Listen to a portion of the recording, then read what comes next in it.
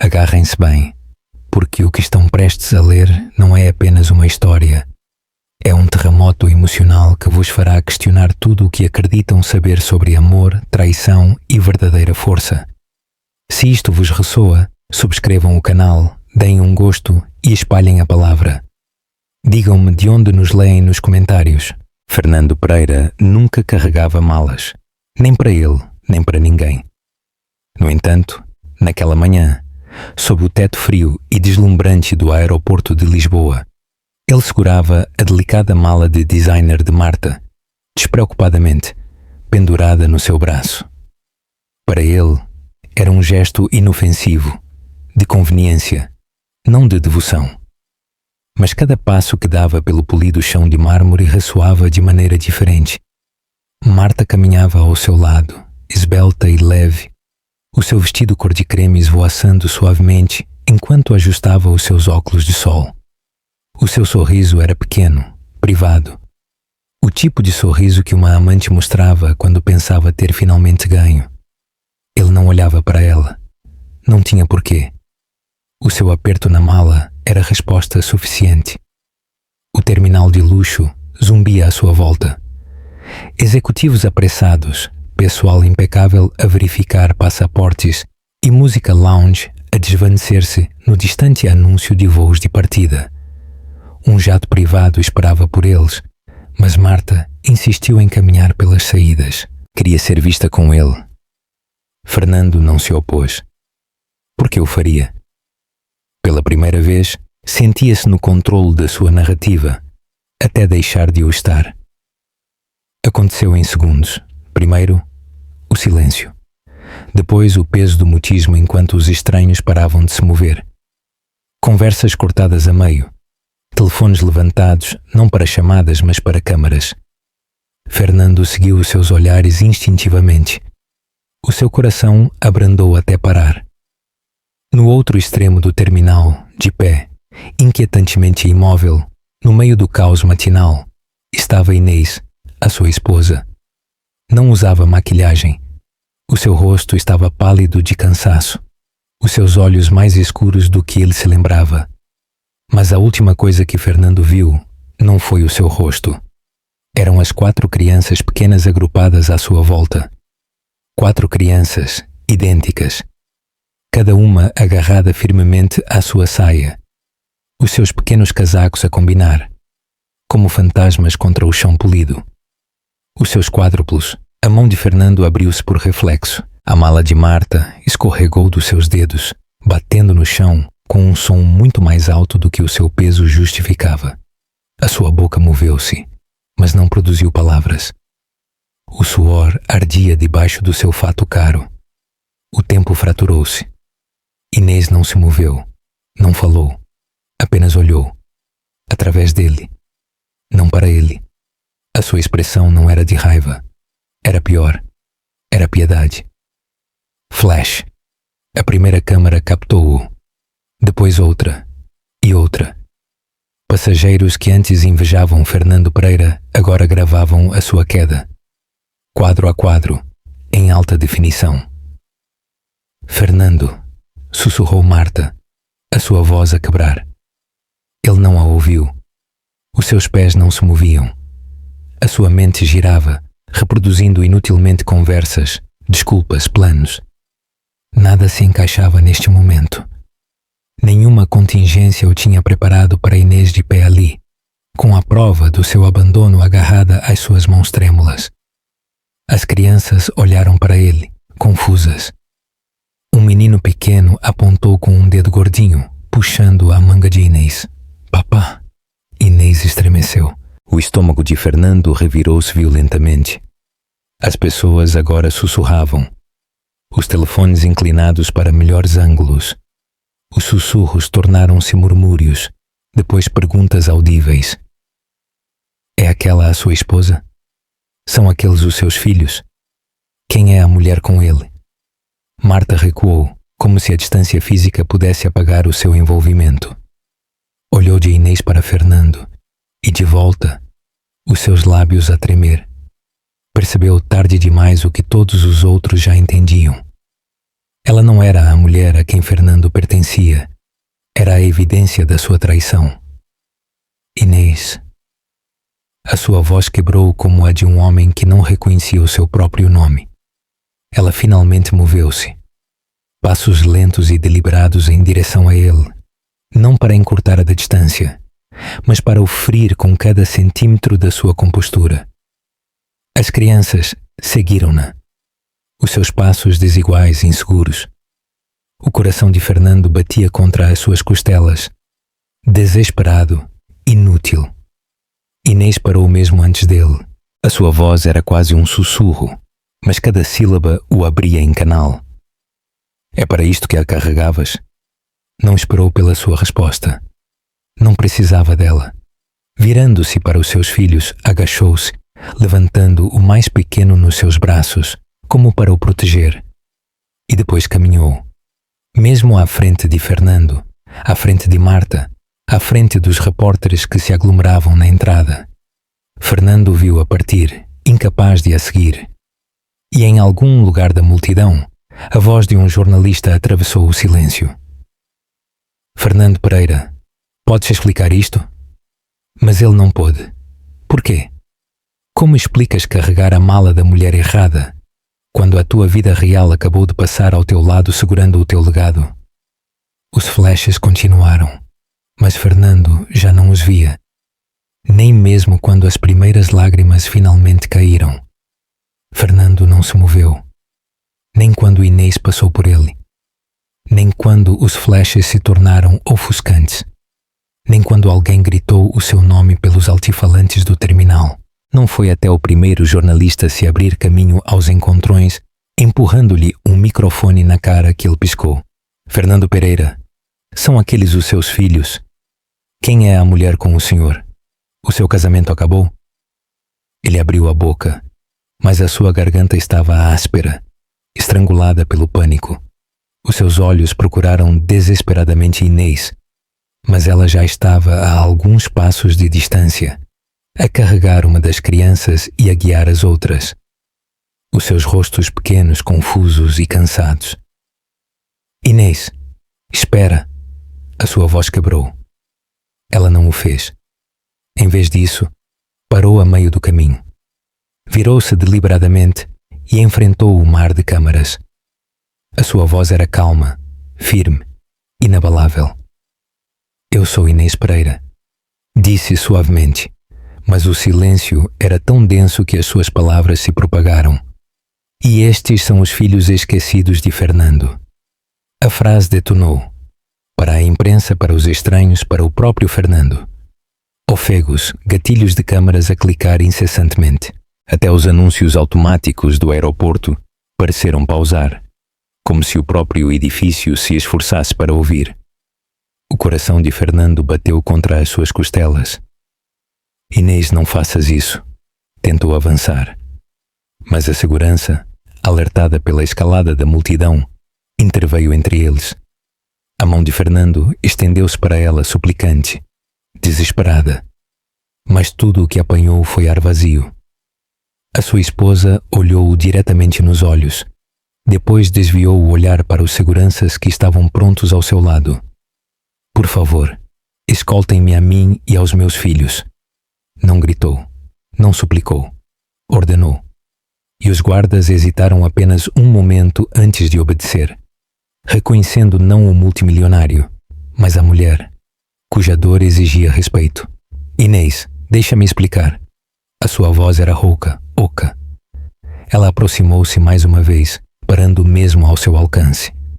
As crianças agarravam-se ao seu vestido. Fernando mal respirava, então ela inclinou-se, os seus lábios perto do ouvido dele, a sua voz mal audível sob o rugido dos obturadores das câmaras. Vão lembrar-se do homem que nunca os pegou, sussurrou, não do que carregou a mala dela, e depois recuou. Fernando cambaleou. Inês, mas ela já tinha ido. A segurança flanqueou-a, protegendo-a do caos enquanto abriam caminho pela multidão. As pequenas figuras das crianças desapareceram entre as pessoas, engolidas pelas luzes piscantes e pelos telefones levantados. A mente de Fernando gritava, mas o seu corpo permanecia paralisado. À sua volta, as perguntas continuavam a chegar, mais altas, mais famintas. Sr. Pereira, nega a paternidade? A sua empresa está em risco? É aquela a sua amante? Essa última pergunta chocou-o. Ele virou-se bruscamente.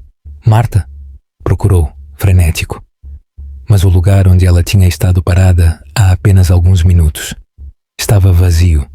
Nem vestido creme, nem mãos trêmulas, nem presença. Ela tinha ido embora, desaparecida na confusão que ela tinha deixado. Fernando olhou para baixo, desorientado. A mala de designer de Marta jazia esquecida aos seus pés. O absurdo disso torceu algo muito dentro dele. As câmaras, o ruído, a traição agora pública, irreversível. E nesse momento, ele percebeu o que o mundo agora via. Um multimilionário sozinho num terminal de aeroporto, rodeado de perguntas, sem esposa, sem filhos. Apenas o fardo de uma mala que nunca deveria ter carregado. Lá em cima, o anúncio do terminal ressoou cruelmente. Voo 234, embarque agora. Fernando Pereira permaneceu imóvel enquanto o mundo observava o seu colapso em direto. Marta fechou a porta da casa de banho do aeroporto e deslizou pela parede fria, com os joelhos a tremer. O ruído do terminal lá fora estava abafado aqui, mas o seu coração rugia mais alto do que qualquer som. Olhou para o pequeno espelho rachado sobre o lavatório. Tinha o rímel borrado, as bochechas avermelhadas, mas não era o cansaço ou o medo que a assustava agora. Era o reconhecimento. Quem sou eu para ele? A sua respiração quebrou-se em arfares irregulares. Minutos antes, ela tinha estado ao lado de Fernando Pereira, o multimilionário que uma vez pensou ser o seu futuro.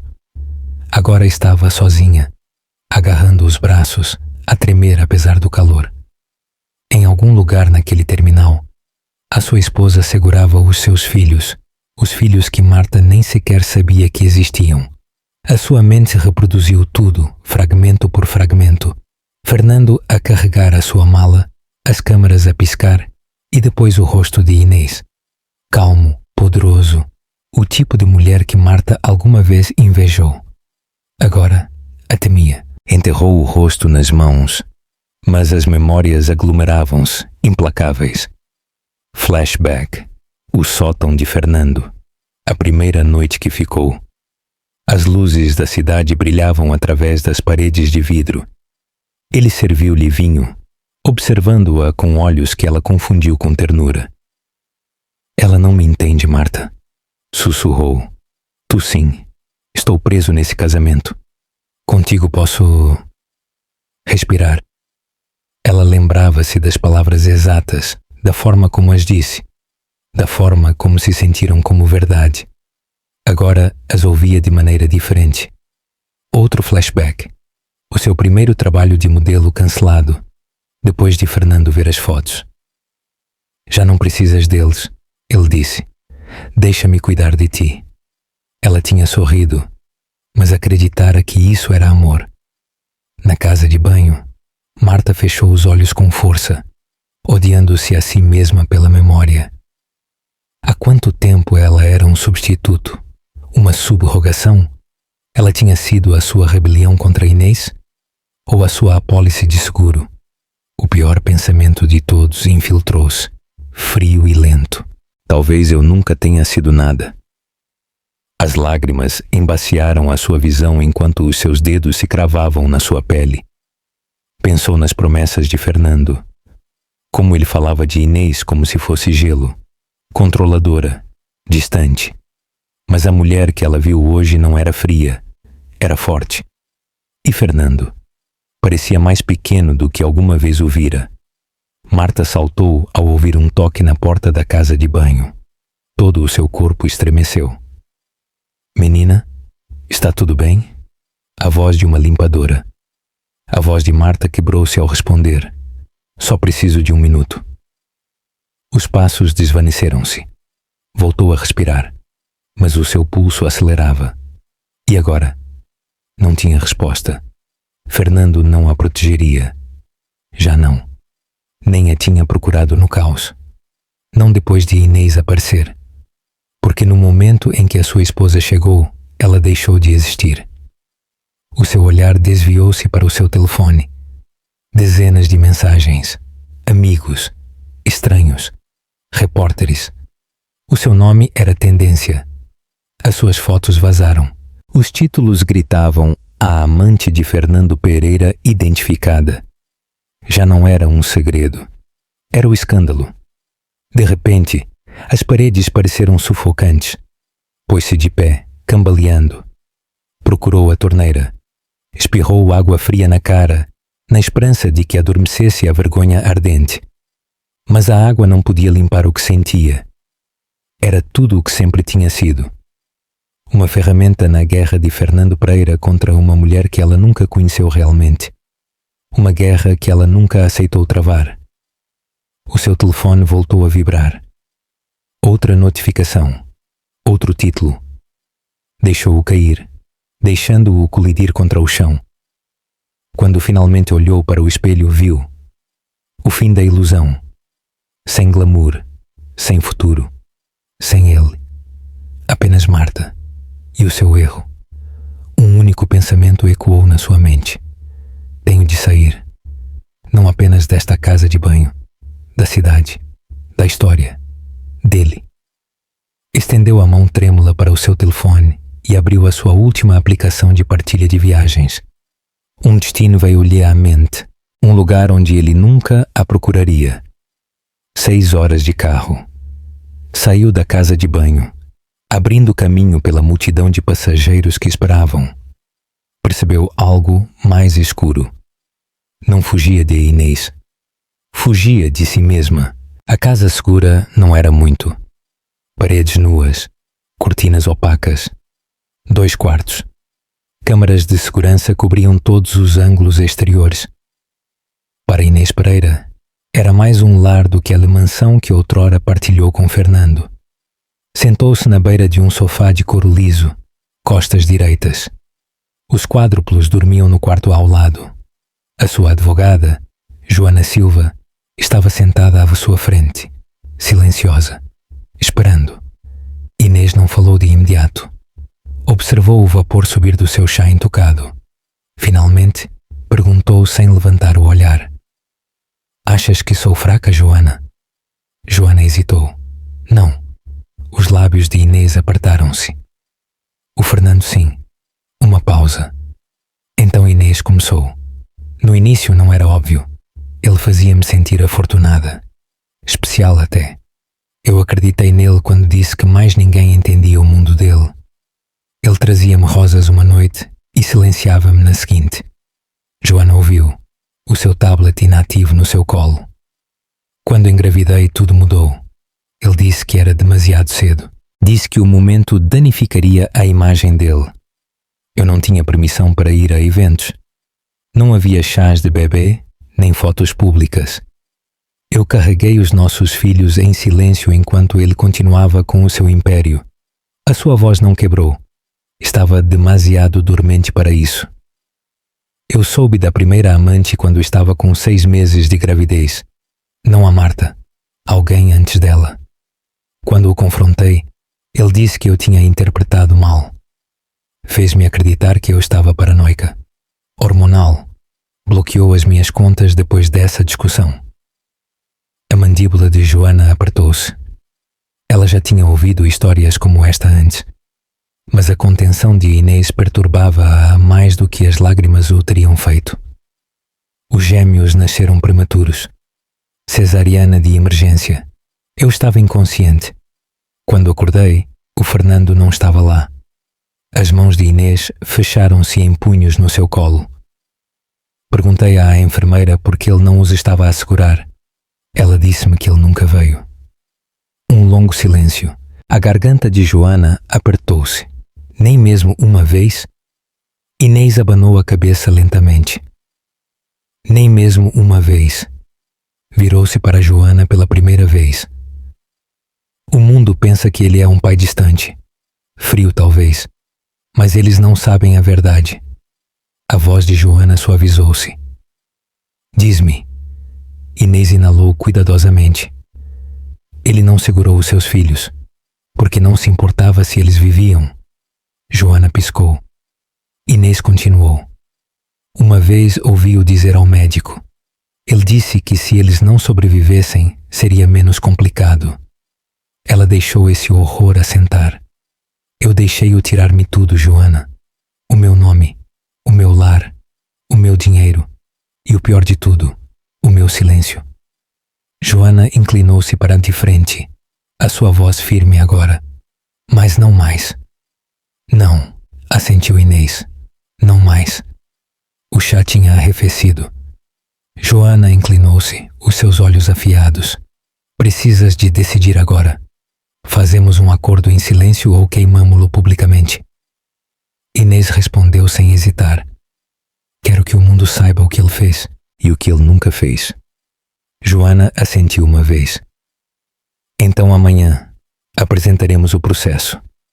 O olhar de Inês desviou-se para a porta fechada do quarto, onde os seus filhos dormiam pacificamente pela primeira vez. As pessoas pensam que isto é por dinheiro. Não é. A voz de Joana suavizou-se. É sobre o quê? História. Joana franziu ligeiramente a testa. O tom de Inês era amargo, definitivo. Eu não permitirei que os meus filhos cresçam a pensar que o silêncio é força. Joana entendeu então. O império de Fernando Pereira não era o alvo de Inês. O seu legado era. Joana levantou-se. Vou preparar as declarações. Mas Inês ainda não tinha terminado. Ela alcançou o seu telefone e abriu uma galeria. Dezenas de fotos. Não posadas. Não públicas. Momentos tranquilos de 4 pequenas crianças a crescer. Joana observou enquanto Inês as percorria em silêncio. Finalmente, Inês sussurrou. Mais para si mesma do que para ninguém. Ele nunca olhou para eles. Joana não disse nada. Lá fora, as luzes de segurança piscavam. O silêncio instalou-se novamente sobre a casa segura. Mas não era a segurança que Inês sentia. Era a calma antes da guerra. Na manhã seguinte, o mundo tinha escolhido lados. O nome de Inês Pereira foi tendência em títulos dos 5 continentes. Apresentadores de notícias debatiam interminavelmente sobre imagens granuladas do aeroporto e especulavam sobre os misteriosos quádruplos que se agarravam à sua saia. Os comentadores dissecavam o seu silêncio, a sua expressão, o seu rosto sem maquilhagem. Era uma mulher fria e calculista a encenar uma vingança? Ou uma esposa quebrada e traída? Dependia do canal que vias. A equipa Pereira, a equipa de relações públicas de Fernando, agiu rapidamente. Um comunicado cuidadosamente redigido foi vazado em questão de horas. O Sr. Pereira lamenta profundamente a dor emocional causada pela publicação de assuntos privados. Ele continua empenhado no seu papel como pai e solicita privacidade para os seus filhos. O título rodou. Um pai incompreendido. Fernando gostava dessa frase. Por trás das paredes de vidro espelhado do seu sótão-escritório, Fernando andava de um lado para o outro como um animal enjaulado, a rever rascunho após rascunho do seu próximo discurso. O seu assistente pessoal pairava nervosamente por perto. Controla a narrativa, ele murmurou. Isso é tudo o que importa. Mas nenhum guião podia reverter o que tinha acontecido. Em algum lugar no fundo, Fernando sabia que tinha carregado a mala errada, e agora os mídia carregavam a história. Do outro lado da cidade, Marta via os mesmos títulos. O seu nome, as suas fotos, a sua carreira. Estilhaçada. Demorou menos de 12 horas para a imprensa encontrar os seus perfis de modelo, as suas velhas fotos do Instagram, as suas entrevistas sobre o empoderamento das mulheres. Agora, cada imagem tinha uma nova legenda. A amante que destruiu um casamento multimilionário. Os comentários online encheram a sua caixa de entrada. Prostituta, caça-fortunas, destruidora de lares. Ela quase acreditou neles. Desligou o telefone, mas o silêncio não ajudou. Marta estava encolhida no chão de um apartamento emprestado, os joelhos junto ao peito, o rímel borrado pelas lágrimas, as persianas corridas contra a luz do dia. Fernando não tinha ligado. Ela odiava-se a si mesma por esperar por ele. Na televisão, os analistas especulavam sobre o seu papel no escândalo, como se a sua vida fosse um enredo secundário na queda de Fernando. Um comentador riu cruelmente. Ela pensou que era especial? É o que as amantes sempre pensam. Marta fechou os olhos. Talvez ele tivesse razão.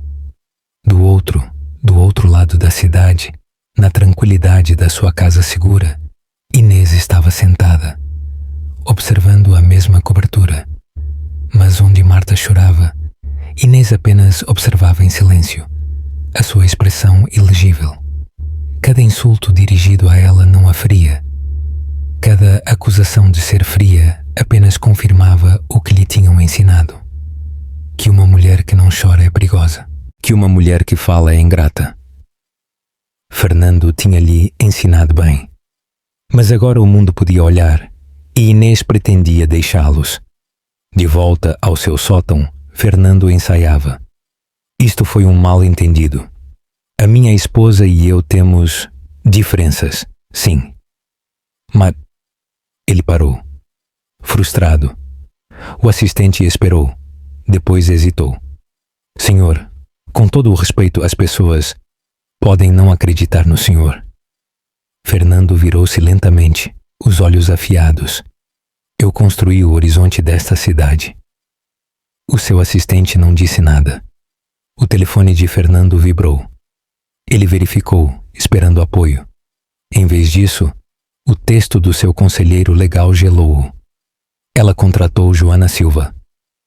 A mão de Fernando apertou-se em torno do telefone. Silva não era uma advogada de divórcios. Era uma estratega de guerra. A sua boca secou. Fernando olhou pela janela. A cidade que ele uma vez possuía. Percebendo que já não estava a escrever o guião, Inês estava. E não tinha pressa. Nas telas do mundo, o silêncio dela falava mais alto do que as palavras cuidadosamente elaboradas de Fernando. Os mídia não estavam a cobrir um escândalo. Estavam a testemunhar uma execução pública. Fernando Pereira simplesmente não sabia se era a vítima ou o criminoso. Marta esperou em silêncio. A suíte do hotel era demasiado perfeita. Paredes bege, assentos dourados, luxo estéril, como a vida que ela outrora sonhou. Agora estava sentada na beira de uma cadeira de veludo, a torcer os seus dedos trêmulos. Cada segundo arrastava-se. Quase fugiu quando a porta se abriu com um clique. Inês entrou. Sem segurança, sem advogada, apenas ela. Calma, controlada, aterradora. Fechou a porta suavemente atrás dela. O clique mais alto do que o batimento cardíaco de Marta. Nenhuma das duas mulheres falou. Marta pôs-se de pé. Demasiado rápido. A sua voz quebrou-se. Eu lamento. Eu não sabia. Inês levantou uma única mão. Marta calou-se. Inês atravessou a sala com passos cuidadosos e deliberados. Não se sentou. Ficou de pé em frente a Marta, com o olhar fixo. Sei por que me chamaste. Marta engoliu em seco. Preciso de saber se tudo foi uma mentira. Inês inclinou ligeiramente a cabeça. Queres que te diga a verdade sobre Fernando?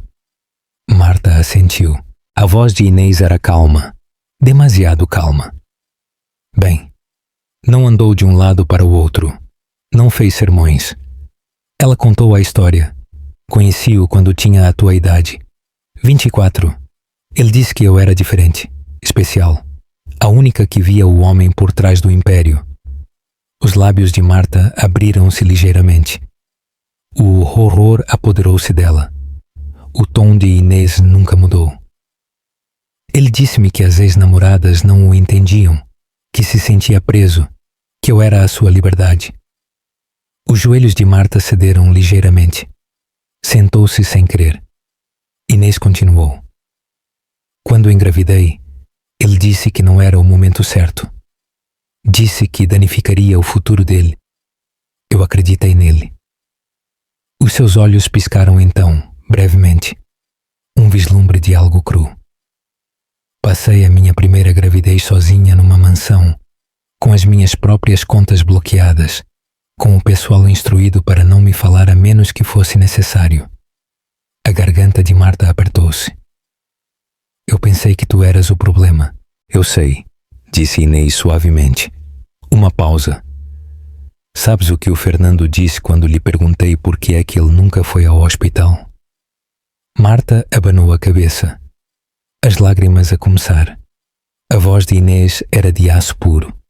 Ele disse, eles vão sobreviver sem mim. As lágrimas de Marta transbordaram. Inês inclinou-se ligeiramente para a frente. E foi então que percebi algo. Marta olhou para cima.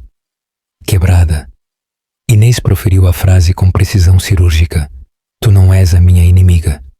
Marta piscou. És a próxima versão de mim. O silêncio destroçou Marta. Ela soluçou, incontrolavelmente. A vergonha e a dor inundaram-na de uma só vez. Abanou a cabeça. Eu não sabia. Não sabia. Inês observou. Nem cruel, nem compassiva. Simplesmente terminada. Eu acredito em ti. Isso, de alguma forma, doeu mais a Marta. Inês finalmente sentou-se. A sua postura impecável. Tu não foste a primeira, e não serás a última. Eu amava-o. A voz de Marta quebrou como vidro. Eu também. Marta enterrou o rosto nas mãos. Inês deixou o silêncio esticar-se, dando a Marta o colapso que Fernando nunca lhe permitiu. Então, o tom de Inês mudou. Prático, afiado. Precisas de decidir agora. Marta olhou para cima, quebrada. Decidir o quê? O olhar de Inês era de gelo.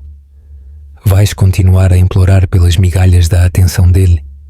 Ou vais desaparecer antes que ele destrua o que te resta? Não era um conselho. Era um aviso. Inês pôs-se de pé. Marta sussurrou entre lágrimas. Por que vieste? A expressão de Inês finalmente quebrou-se. Um vislumbre de algo maternal. Eu vim para que não cometesses o meu erro. Caminhou até a porta, com a mão na maçaneta. Hesitou. Depois, sem se virar, Inês falou suavemente. Quando ele te ligar, e ele vai, não atendas. A porta abriu-se. Inês fez uma pausa. Depois disse as últimas palavras que Marta lhe ouviria. Ele só liga quando precisa de ganhar. E depois foi-se embora. Marta sentou-se sozinha, a soluçar numa suíte de hotel de luxo em que já não acreditava, a chorar por um futuro que nunca existiu. Mas em algum lugar no fundo, um novo pensamento começou a criar raízes. Fuga. E talvez vingança. A sala do tribunal era mais fria do que Inês esperava. Sentou-se ao lado de Joana Silva. Mãos firmes, expressão ilegível. A imprensa enchia cada assento disponível para além da barreira de vidro. As câmaras não eram permitidas lá dentro, mas o mundo continuava a observar. Fernando estava sentado à sua frente. Parecia mais pequeno agora, não fisicamente. O poder tinha-no abandonado. Inês não olhou para ele. Não precisava. Senhora Pereira, deseja falar? Perguntou o juiz. Inês levantou-se. O seu vestido preto impecável, a sua postura inabalável. Quando falou, a sua voz fez-se ouvir. Não estou aqui por dinheiro. Silêncio. Ela deixou as palavras assentarem. Estou aqui pelos meus filhos. Fernando moveu-se. Inês continuou. Solicito a custódia exclusiva dos meus 4 filhos e o controlo total do fundo familiar atribuído a eles.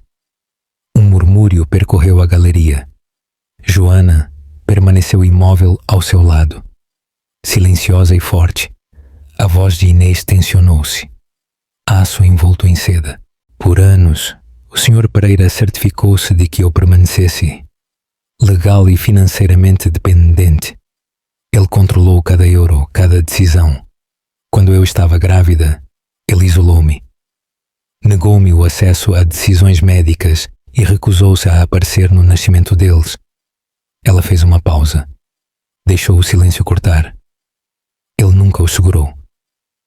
Ofegos. Até os olhos do juiz piscaram. Inês prosseguiu. Tenho provas documentadas do seu estrangulamento financeiro. Cópias de registros bancários. Imagens de vigilância que mostram a sua ausência durante emergências médicas.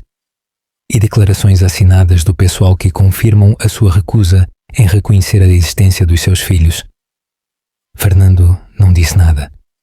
Inês virou-se completamente para o juiz. Eu não estou a pedir justiça. Uma pausa. Estou a tomá-la. Sentou-se. A expressão do juiz apertou-se.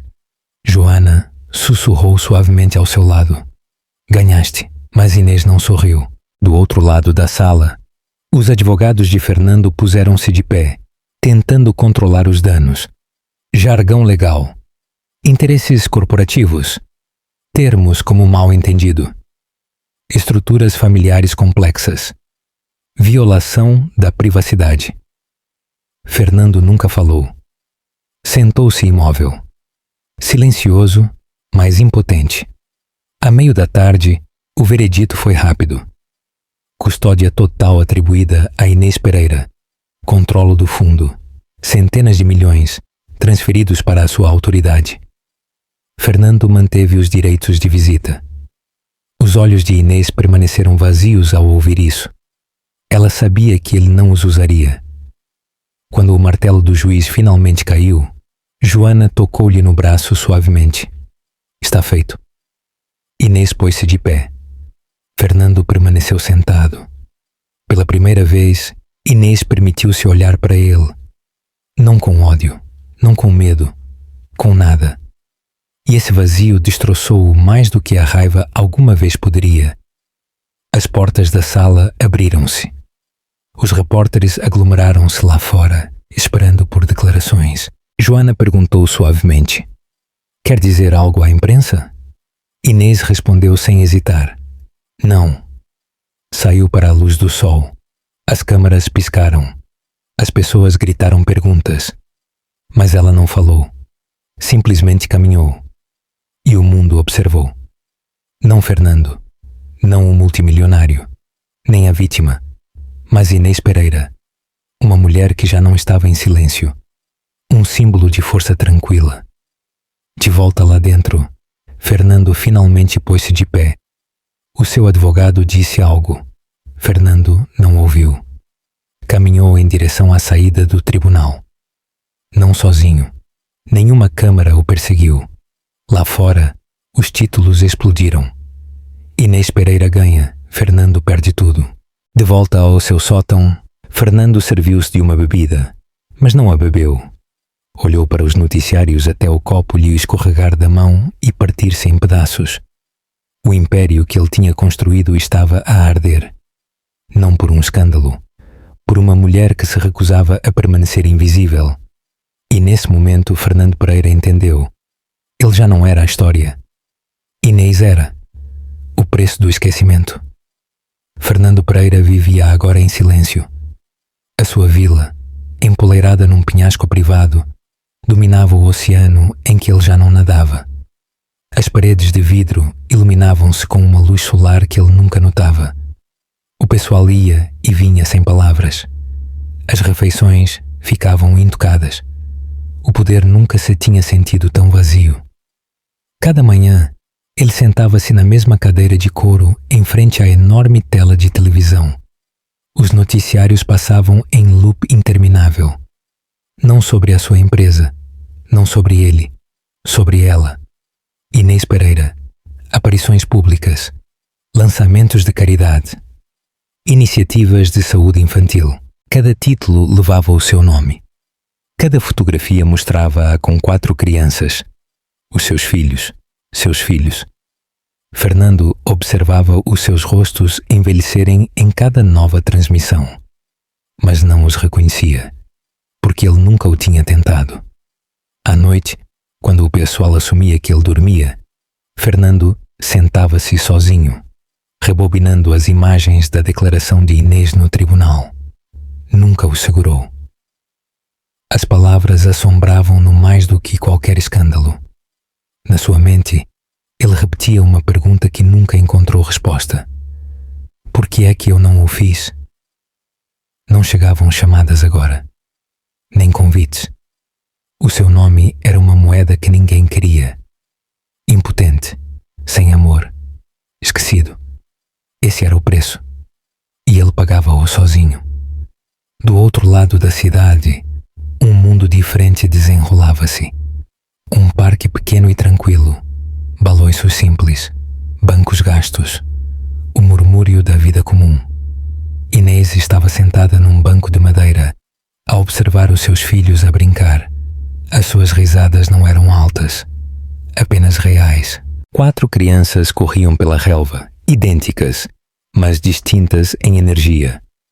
Uma trepava, outra girava em círculos. 2 discutiam por um brinquedo. Inês observava, em silêncio. Joana tinha-lhe perguntado por que é que ela vinha aqui, a este parque comum. Inês nunca respondeu. Este parque parecia honesto, um lugar sem câmaras, sem narrativas, sem Fernando. Ela fechou os olhos brevemente, respirando liberdade. Depois sentiu uma presença. Quando abriu os olhos, Marta estava de pé do outro lado do caminho. O tempo abrandou. Nenhuma das 2 mulheres se moveu. O cabelo de Marta era mais curto agora, os seus olhos mais claros. Não usava maquilhagem, nem saltos. Apenas roupa simples. Misturava-se com o mundo pela primeira vez. Não disseram nada, mas os seus olhares encontraram-se. E isso foi suficiente. Um olhar carregado de história partilhada. Dor, traição, sobrevivência. 2 mulheres, 2 vidas, arruinadas pelo mesmo homem.